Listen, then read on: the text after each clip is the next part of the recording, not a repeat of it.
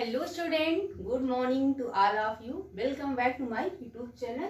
So today we are going to discuss transportation, transport पे कि transportation क्या होता है, क्यों होता है, बॉडी में इसकी नीड क्या है, इसमें हम पढ़ेंगे ब्लड के बारे में।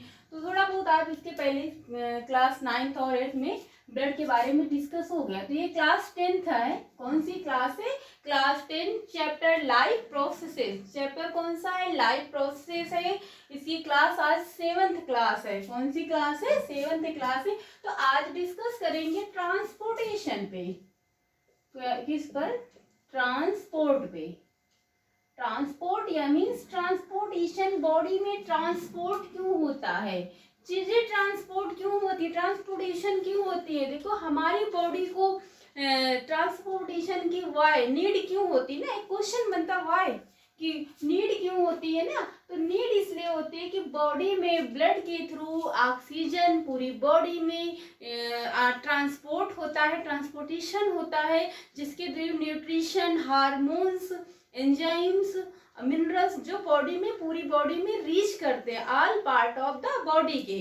तो इसलिए न्यूट्रिशन की नीड होती है। न्यूट्रिशन क्यों होता है? गैसों का एक्सचेंज करने के लिए, किस किस चीज़ें के लिए? गैसेस का एक्सचेंज होता है, एक्सचेंज के लिए। और क्या है? न्यूट्रिशन क्या करता है बॉडी में? न्यूट्रिशन ट्रांसपोर्ट के थ्रू ही क्या करता है? देखो ट्रांसपोर्टेशन के थ्रू, ट्रांसपोर्टेशन बाय, इसलिए by transportation nutrition, nutrients, hormones, enzyme, minerals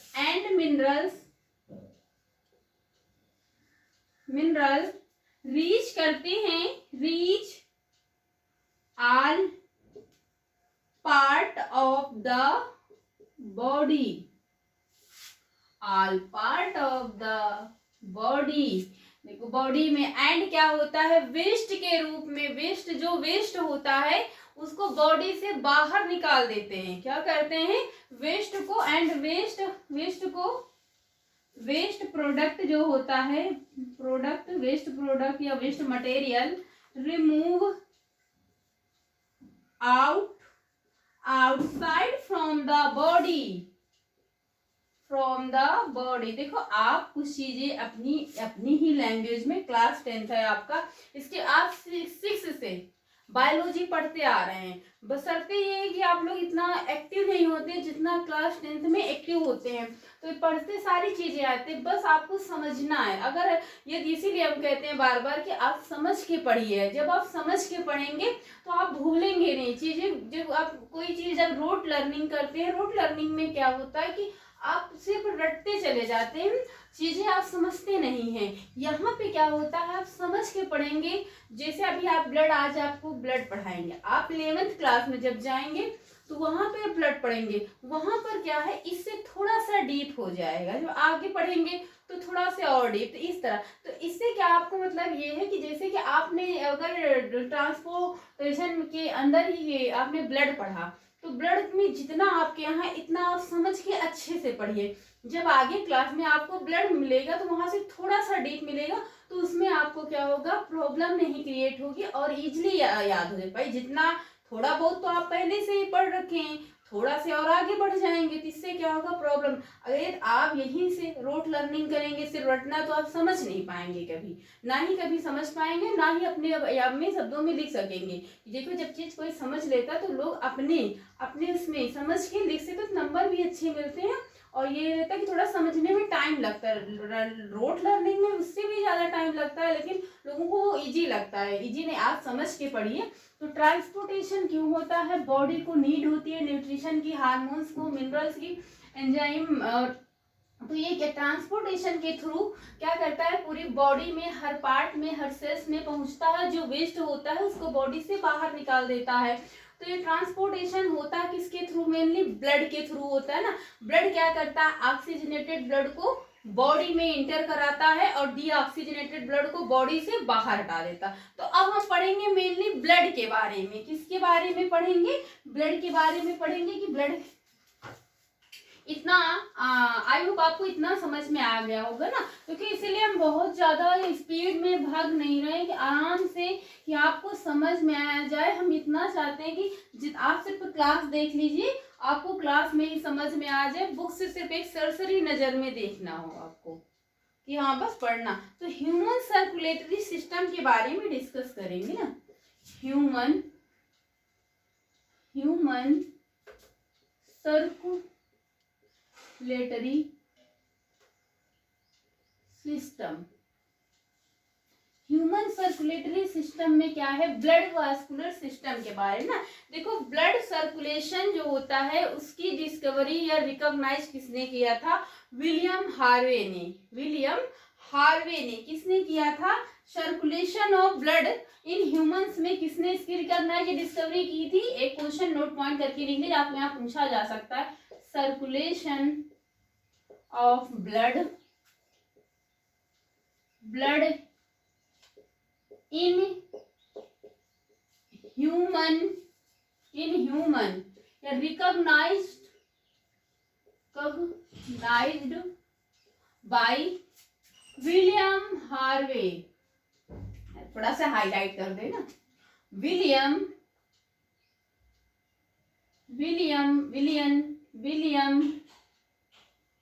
Harvey. कौन, विलियम हार्वे ने ब्लड के व circulation of blood in human में किसने, आप डिस्कवरी भी कह सकते हैं, रिकॉग्नाइज भी कर सकते हैं, किसने किया, विलियम हार्वे ने किया है। और ब्लड का काम क्या होता है, ट्रांसपोर्टेशन का। तो अगर आपसे पूछ लिया जाए तो विलियम हार्वे, इतना देख लीजिए, थोड़ा सा देखने दिख रहा है,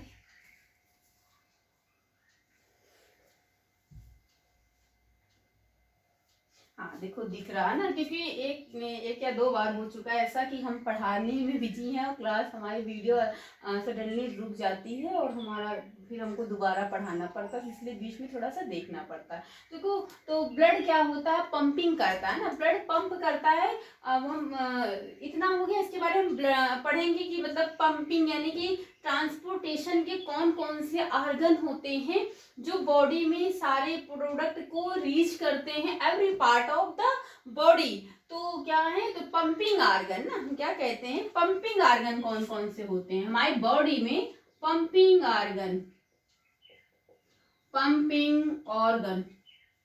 देखो जिन लोगों को आगे बायोलॉजी पढ़नी हो वो लोग अभी से क्या, हम तो कहते हैं जब आप 9th क्लास में आ जाएं तभी से अपने लिए मतलब एक्टिव हो जाएं, तो तभी से आप अभी से नहीं अगर पढ़े होंगे तो अभी से मतलब 10th क्लास से बायोलॉजी पे अच्छा फोकस करें, बायोलॉजी, केमिस्ट्री और फिजिक्स पे, ताकि आप आगे अगर नीट का एग्ज़ाम दें, फिर और किसी मेडिकल का एग्ज़ाम दें तो आपको वहाँ पर प्रॉब्लम जो है क्रिएट ना हो। जैसे यहाँ पर ये रहता है कि जैसे कि अभी आप पढ़ रहे हैं तो आपको लगता है कहीं ना कहीं ये लगता है कि अभी तो मेरे पास 2 साल हैं, 11th-12th में अच्छा पढ़ लेंगे तो हम फिर नीट की तैयारी करेंगे। नीट की देखो तैयारी आप जब पढ़ रहे हैं तभी से आप उसकी प्रिपरेशन करें तो आगे आपको ज़्यादा टाइम नहीं देना पड़ेगा और बहुत सारी प्रॉब्लमों का जो फेस नहीं करना पड़ेगा। ये नहीं कि अभी आप एग्जाम में पास हो जाएं उसके बाद फिर हम 2 साल और पढ़ के फिर नीट की प्रिपरेशन करेंगे, ये नहीं होता है। आप अभी से पढ़िए, देखो पहले ही बताएं, अभी आप पढ़ेंगे थोड़ा थोड़ा लेवल आपको हाई करता जाएगा,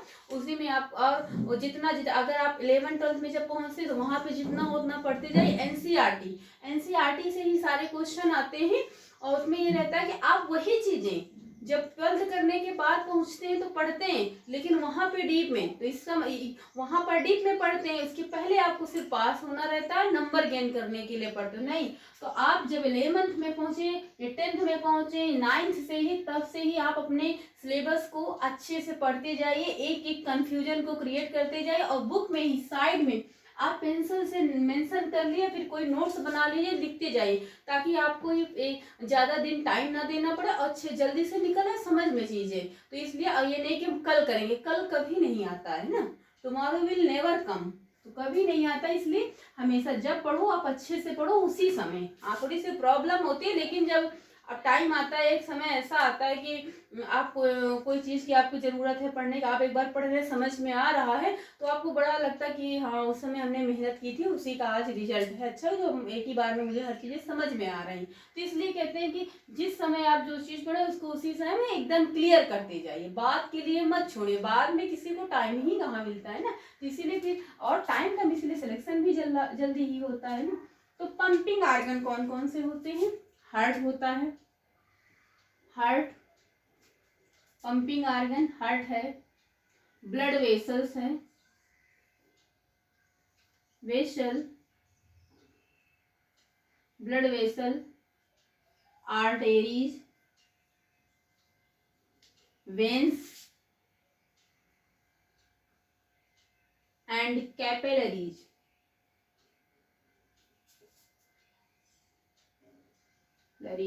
कैपिलरीज को हम सेल्स भी बोलते हैं, क्या है? Also known as cells. ये आपके पंपिंग आर्गन होते हैं जो बॉडी में इन्हीं के थ्रू मिनरल्स, प्रोटीन, विटामिन जितने होते हैं बॉडी के एवरी पार्ट में पहुंचते हैं। तो ये पार्ट हो गए, लिख लीजिए। इसके बाद हम ब्लड पे डिस्कस करेंगे ना, एक एक ब्लड पे फिर कैसे क्या होता है हार्ट को। देखो आज हम ब्लड पे डिस्कस करेंगे, ब्लड में वेसल्स, वेन्स और कैपिलरीज का क्या काम होते हैं, कैसे ब्लड को रीच करते हैं। इसके बाद की जो क्लास होगी इसमें हार्ट में तो छोटे छोटे इसे मतलब टॉपिक लेके करेंगे कि तो आपको कंफ्यूजन नहीं क्रिएट होगी और क्लियर जो टॉपिक है वो क्लियर होता जाएगा ना। फिर दूसरे में हम हार्ट के बारे में पढ़ेंगे। जितना आपके यहाँ है उससे थोड़ा से हम ज्यादा ही बताते हैं, कम नहीं आपके। अब बहुत ज्यादा भी नहीं कि नहीं मैम बहुत ज्यादा बता रहे हैं, ये भी नहीं, इतना हो गया ना। उसके बाद हम पढ़ेंगे ब्लड के बारे में। ब्लड क्या है, ब्लड के बारे में सब लोग थोड़ा बहुत पढ़े होंगे ना। ब्लड कितना है बॉडी में, क्या है ना, ब्लड में प्लाज्मा कितना होता है, प्लाज्मा के बारे में बहुत सुनते हैं आप लोग। ब्लड, तो ब्लड के बारे में हम डिस्कस करेंगे। ब्लड क्या होता है, मेन ऑर्गन होता है या मेन वो ऑर्गन होता है पंपिंग के लिए, सर्कुलेटिंग के लिए। क्या होता है, मेन मीडियम होता है। ब्लड इज आप पॉइंट वाइज लिखते जाइए, बहुत इजी लैंग्वेज में दिखा रहे हैं। Blood is men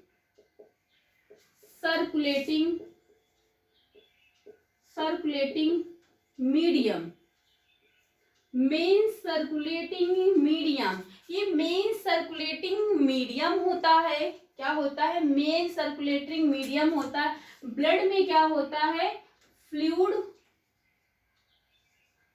are liquid component होता है। Liquid component are called plasma, are called plasma.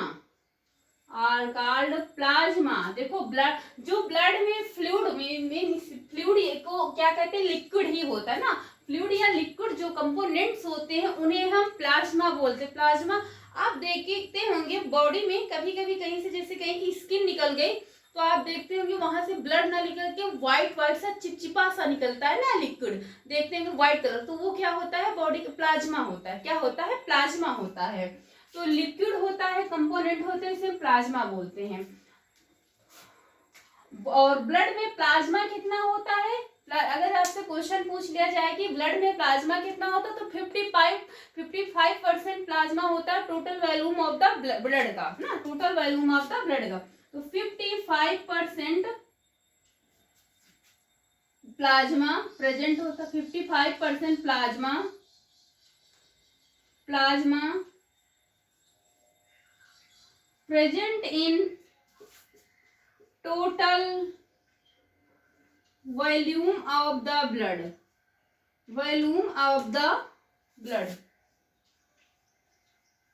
Total volume of the blood का प्लाज्मा कितना होता है, 55% होता है। बहुत ज्यादा पूछा जाता है। और एक क्वेश्चन ये भी बनता है कि ब्लड का पीएच मान कितना होता है, तो 7.4 होता है। 7.4 ब्लड का पीएच मान होता है।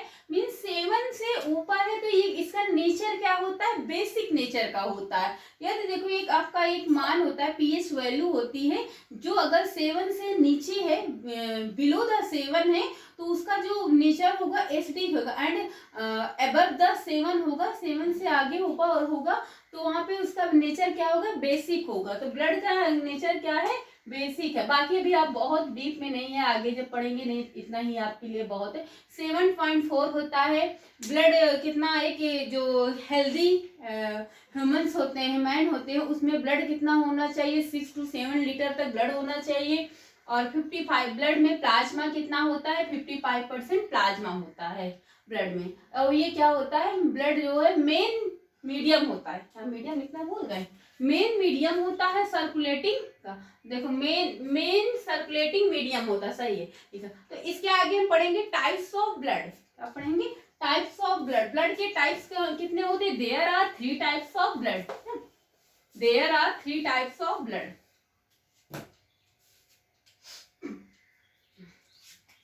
There are 3 types of blood. 3 types of blood. RBC. RBC का फुल फॉर्म क्या है, रेड ब्लड सेल्स। ये क्या होते हैं, रेड ब्लड सेल्स। या फिर इसको हम क्या कहते हैं, ल्यूकोसाइड। ल्यूकोसाइड्स नहीं, इरिथ्रोसाइड्स कहते हैं, सॉरी ल्यूकोसाइड नहीं कहते, इरिथ्रोसाइड्स बोलते हैं। क्या बोलते हैं, इरिथ्रोसाइड्स। अगर हम इरिथ्रोसाइड्स बोलते हैं तो आप समझ सकते हैं कि आरबीसी को बोल रहे हैं। Red blood cells means RBC का कलर कैसा होता है, रेड होता है। अब ये इनका फॉर्मेशन ये सब नहीं है, अभी आपके यहाँ जितना है उतना ही बताएंगे। तो रेड ब्लड सेल्स मीन्स इनका कलर क्या होता है, रेड होता है। या इरिथ्रोसाइट, ये क्या करती हैं, काम क्या करती हैं बॉडी में, ऑक्सीजन को रीच करती हैं पूरी बॉडी में। यानी क्या ट्रांसपोर्ट करती हैं, ऑक्सीजन को। Transportation of the oxygen every cell of the body. इनका काम क्या होता है, फंक्शन क्या करती है, आरबीसी यहीं पे नीचे लिख दिए, एक्ट एज ट्रांसपोर्टेशन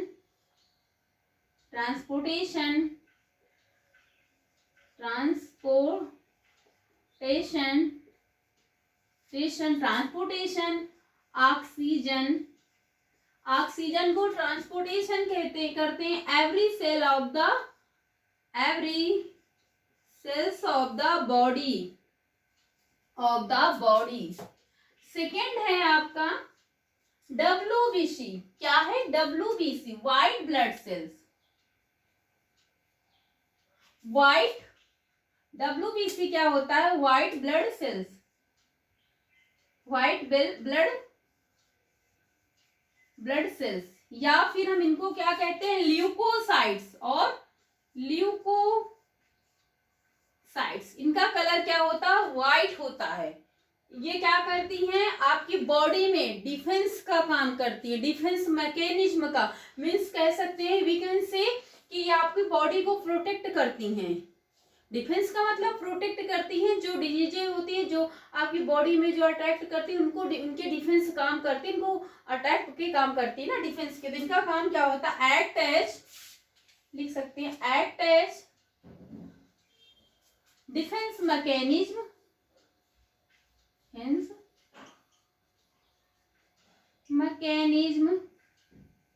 ये डिफेंस मैकेनिज्म के अगेन काम करती हैं।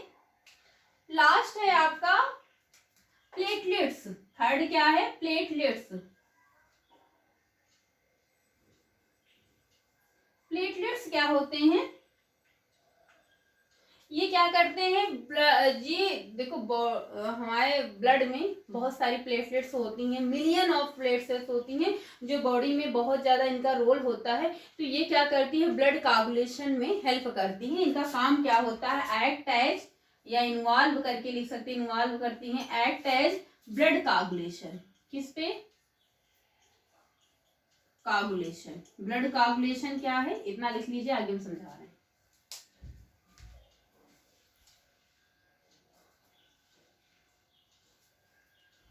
ब्लड कोआगुलेशन क्या होता है, जैसे कि आपकी इतना हो गया होगा ठीक। तो ब्लड कोआगुलेशन क्या होता है कि आपकी बॉडी में जैसे कहीं पर इंजरी लग गई इंजरी मीन्स हो गया कि घाव या चोट कहीं पे लग गई, तो लग गया तो वहां पे क्या होता है कि आपके जिस जगह पे, जिस साइड पे बॉडी में चोट लगे, सपोज करिए ये आपका हैंड है,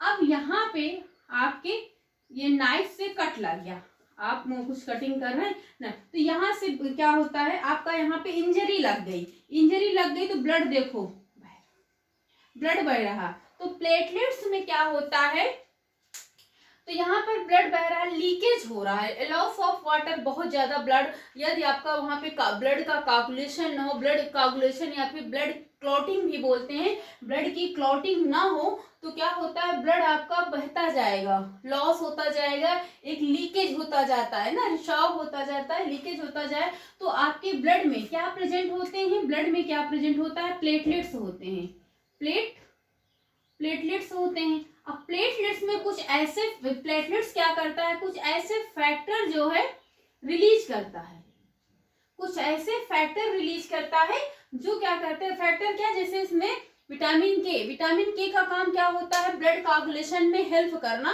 तो जब विटामिन आपके यहाँ होगा तो वहां पढ़ाएंगे तो समझाएंगे, लेकिन थोड़ा सा, तो यहाँ पे ऐसे ही फैक्टर को जो रिलीज करते हैं, जो क्या करते हैं, एक्टिव होते हैं ब्लड को जमने में हेल्प करते हैं ना, ब्लड को कोगुलेशन एक्टिव होते हैं एंड हेल्प करते हैं किसमें, या प्रोड्यूस करते हैं, क्या जो फैक्टर होते हैं वो रिलीज करते हैं, और उनको क्या करते हैं, एक्टिव होते हैं ब्लड कोगुलेशन के लिए, एक्टिव होते हैं ब्लड कोगुलेशन के लिए, मींस या फिर ब्लड क्लॉटिंग के लिए, तो क्या होता है, ब्लड इससे बहना, जो ब्लड का लीकेज होता रहता है वो प्रिवेंट हो जाता है, ब्लड का लीकेज प्रिवेंट हो जाता है एंड वहां पे ब्लड बहना बंद हो जाता है।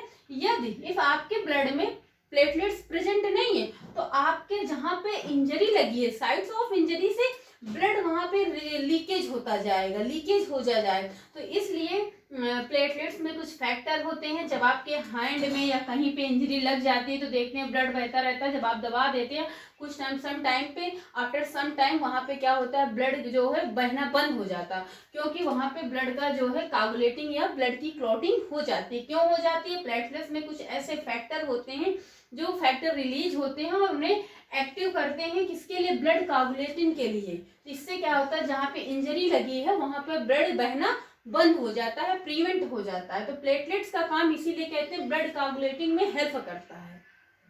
अभी इतना, जैसे इंजरी, लास्ट है आपका फंक्शन ऑफ ब्लड, अब लास्ट क्या है, अभी है फंक्शन ऑफ ब्लड, ब्लड के फंक्शन क्या होते हैं, देखो जैसे आपकी बॉडी में, डॉक्टर ने बताया कि आपका हीमोग्लोबिन या ब्लड आपकी बॉडी में बहुत कम है, तो आपके यहाँ डिफरेंट, आपकी बॉडी में डिफरेंट टाइप्स की डिजीजें स्टार्ट हो जाती हैं। अगर आप एक हेल्दी का मतलब है कि जितना बॉडी को नीड होती है, एक जो हेल्दी मैन होता है उसको 6 to 7 लीटर ब्लड होता, आपकी बॉडी में इतना ब्लड होगा तो आपकी बॉडी में ना ही कोई डिजीज होगी, ना ही आपको वीकनेस होगी, अच्छा एक हेल्दी लाइफ इसे ही कहते हैं। जैसे आपकी बॉडी में क्या होगा,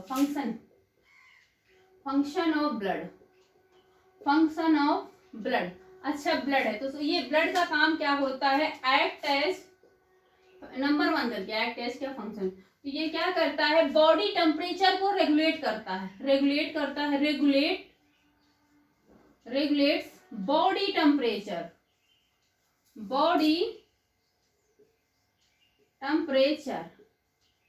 रेगुलेट करता है, बॉडी टेम्परेचर को रेगुलेट करता है, और क्या करता है, ये डिजीज के अगेंस्ट फाइट करता है, क्या करता है, फाइट करता है, फाइटिंग करता है, फाइट अगेन डिजीज के अगेन फाइट करता है, एंड और क्या करता है, प्रोड्यूस करता है, कुछ प्रोड्यूसिंग करती है बॉडी में anti toxin and antibodies,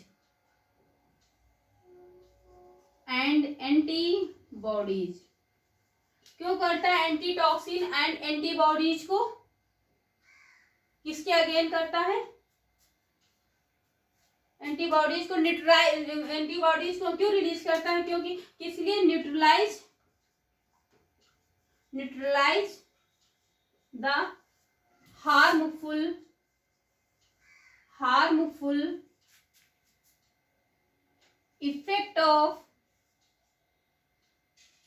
effect of germs means क्या होता है कि आपकी बॉडी में जो हार्मफुल वायरस बैक्टीरिया का इफेक्ट होता है उसे एंटीबॉडीज और एंटीटॉक्सिन क्या करते हैं, न्यूट्रलाइज कर देते हैं। न्यूट्रलाइज का मतलब होता है कि आपके बॉडी में ऐसी कुछ चीजें होंगी, वो बॉडी में होंगी, लेकिन न्यूट्रलाइज का मतलब वो किसी काम की नहीं, कोई काम नहीं, वो एकदम बेकार है, समझ लीजिए।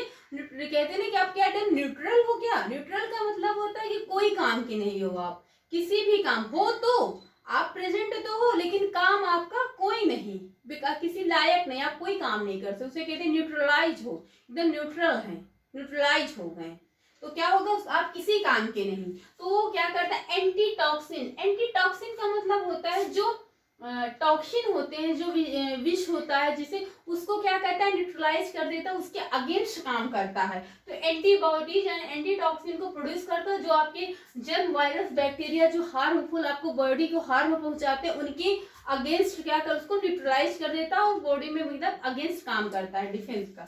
तो ये इतना हो गया। आगे एक पॉइंट कुछ छूट रहा है, हाँ, अब ब्लड कोआगुलेटर में भी क्या करता है, जैसे पे, हाँ अभी बता ही चुके, लेकिन लिख लीजिए, फंक्शन में अगर आपसे कहा जाए तो क्या करता है, ब्लड हेल्प करता है, कहाँ पे क्या करता है, एक्ट करता है, ब्लड कोआगुलेशन का काम करता है, ब्लड कोआगुलेशन या क्लॉटिंग, ब्लड कोआगुलेशन करता है inside the injury, inside the injury, जहां पर इंजरी लगती है, मीन्स चोट लगती है। जैसे आप वेजिटेबल की चॉपिंग कर रहे हैं ना, कटिंग कर रहे हैं, तो क्या होता है, आपको अचानक से कहीं इंजरी लग गई, ब्लड है, तो वैसे वहीं पे वह क्या करता है, ब्लड कोआगुलेशन में हेल्प करता है। तो ये फंक्शन हो गए हैं ब्लड के। आगे हम पढ़ेंगे ब्लड वेसल्स, इतना लिख लीजिए।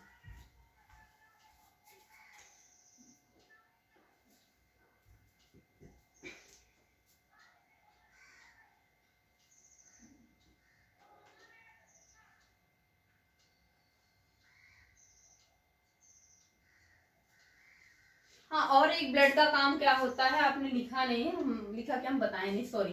तो ब्लड का काम क्या होता है बता चुके हैं फिलहाल फंक्शन में, कि ब्लड का क्या काम करता है, ट्रांसपोर्टेशन करता है, किसका, हार्मोन्स का, एंजाइम का, विटामिन्स का, प्रोटीन्स का, जो मिनरल होते हैं every cell of the body. ये भी आप फंक्शन में लिख सकते हैं, आपके जैसे बोर्ड में आ जाए तो। आगे हम पढ़ेंगे ब्लड वेसल्स, क्या पढ़ेंगे, ब्लड वेसल्स पढ़ेंगे।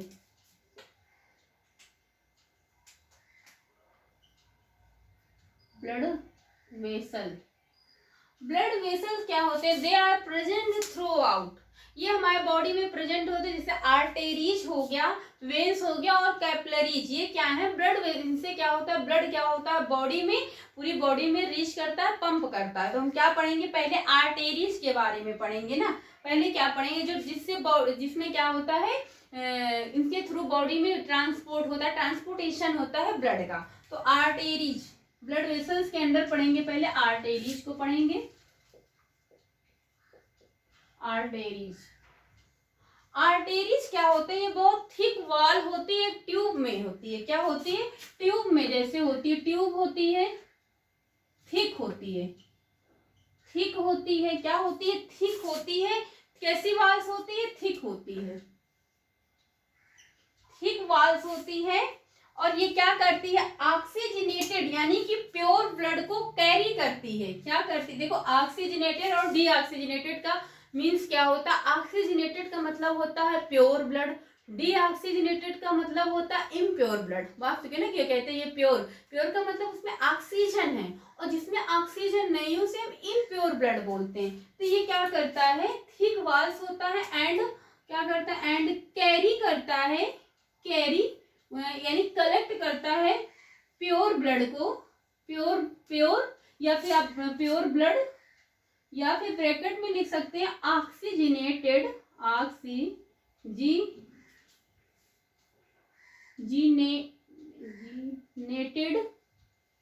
ब्लड को, ऑक्सीजनेटेड ब्लड को कैरी करता है फ्रॉम द हार्ट, इसके आगे हार्ट पढ़ेंगे, हार्ट हार्ट से कैरी करता है और क्या करता है, एंड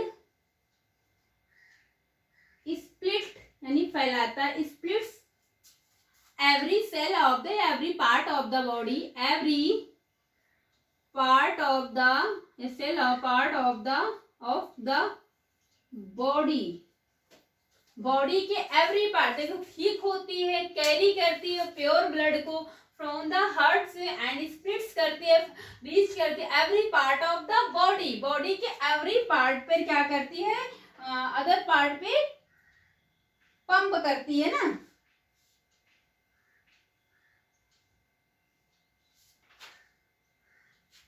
तो क्या करती है, देखो यहाँ पे क्या ठीक होता है, कैरी करता है ब्लड ऑक्सीजन को, और पंप होता है, ये भी कह सकते हैं from the heart, oxygenated blood होता है जो कैरी करता है, और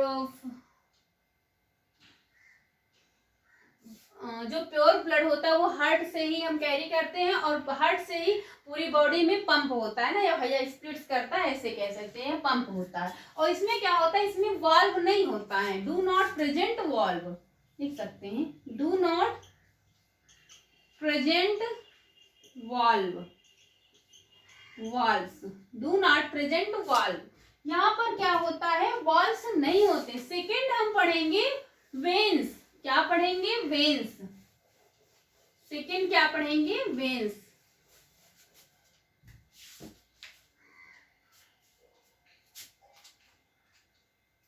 वेन्स क्या होता है, ये थिन होते हैं, वेन्स मतलब नस, नसें देखो आप, नसें देखिए, देखो ग्रीन सी दिखा करती हैं लोगों में, तो ये क्या होती है, वेन्स होती है, बहुत ही फाइन होती है, बहुत ही थिन होती है, मीन्स बहुत पतली होती है, ये क्या होती हैं, थिन वॉल्व होती हैं, थिन वॉल्व होती हैं, वॉल्स होती, यहाँ पर क्या ये क्या करती हैं, कैरी करती हैं इम्प्योर ब्लड को, यानी डीऑक्सीजनेटेड ब्लड, ये क्या करती है, कैरी करती हैं, कैरी करती हैं इम्प्योर ब्लड को, या फिर डीऑक्सीजनेटेड ऑक्सीजनेटेड ब्लड को, डीऑक्सीजनेटेड ब्लड को कैरी करती हैं, और क्या करती हैं, ये बॉडी के एवरी पार्ट से क्या करती हैं, बॉडी के सारे जो देखो जो हार्ट से हम प्योर ब्लड कलेक्ट करते हो, बॉडी के हर पार्ट में प्योर ब्लड पहुंचता है, और बॉडी के हर पार्ट से जो इम्प्योर ब्लड होता है वो हम हार्ट, वो क्या करती है, हमने सॉरी वेन्स क्या करती हैं, हार्ट में पहुंचाती है, वहां पर ब्लड को पंपिंग होती है, फिल्टर होता है, और वो फिर किसके आर्टेरीज के थ्रू पूरी बॉडी में पहुंचता, पंपिंग करता है। तो ये क्या करती है, इम्प्योर ब्लड को कैरी करती हैं all over part of the body, all part या all part of the body या सेल भी कह सकते हैं, all cell of the body करती है,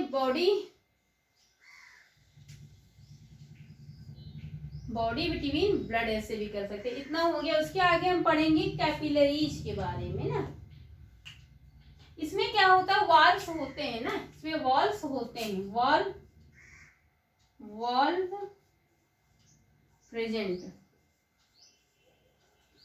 प्रेजेंट होते हैं।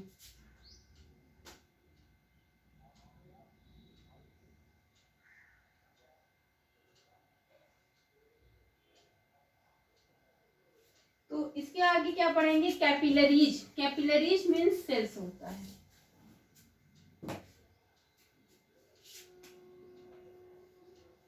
कैपिलरीज, ये क्या होती है, वेरी थिन होती है, बहुत थिन होती हैं, वेरी थिन होती हैं, बहुत पतली होती हैं।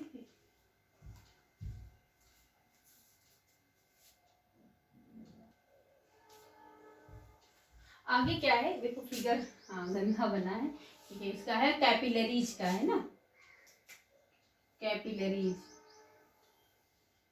कैपिलरीज क्या होता है, वेरी थिन होती हैं, और क्या होती है, कनेक्ट होती है, वेरी थिन होती है, कनेक्ट होती है, किससे होती है, कनेक्ट होती है, किससे, आर्टेरीज कनेक्ट टू या with connect to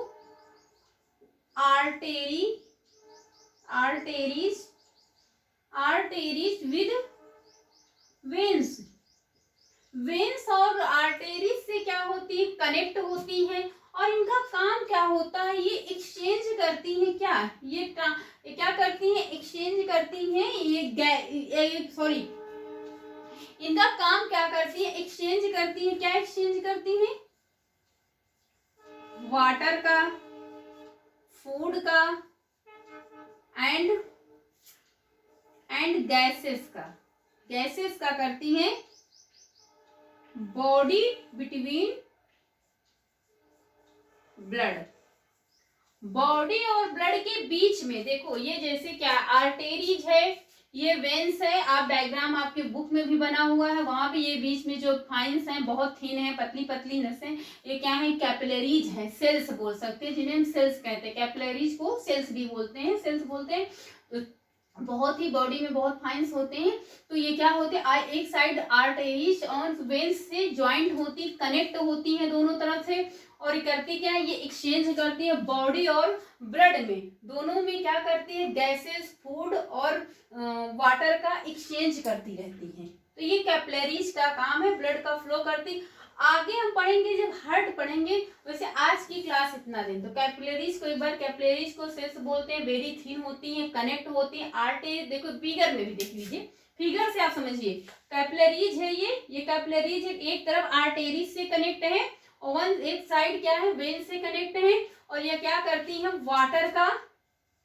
water, food and gas का एक्सचेंज करती है, किसके बिटवीन करती है, बॉडी और ब्लड, बॉडी यानी ब्लड में, पूरा ब्लड से पूरी बॉडी में क्या करती हैं, वाटर का, फूड में जो मिनरल्स है, फूड से ही सारी चीजें हमें मिलती हैं, जिनसे ब्लड के थ्रू पूरी बॉडी में पहुंचाती है, जो ऑक्सीजनेटेड के फॉर्म में के रूप में, वही क्या है, एनर्जी जिससे हमको मिलती है। तो ये कैपिलरीज का काम हो गया, वेन्स और आर्टेरीज। तो आज की क्लास में इतना ही है। आगे की क्लास हम पढ़ेंगे हार्ट के बारे में, हार्ट से कैसे ब्लड पंप होता है, तो हार्ट के बारे में थोड़ा, इसके बाद का टॉपिक हार्ट रहेगा, जहाँ पे वहाँ पे डीप में हार्ट कैसे ब्लड पंप करता है वो आगे की क्लास है। यहाँ सिर्फ ब्लड के बारे में अगर सारा कुछ आपको एक ही क्लास में बता देंगे तो कंफ्यूजन क्रिएट होगी, अगर एक एक कॉन्सेप्ट लेकर अब चलेंगे तो टॉपिक भी क्लियर होता जाएगा, आपको प्रॉब्लम भी क्रिएट नहीं होगी और अच्छे से समझ में आएगा। तो आज की क्लास यहीं तक। चैनल को लाइक सब्सक्राइब करें अगर आपको समझ में आए, और कमेंट करें। So thank you class.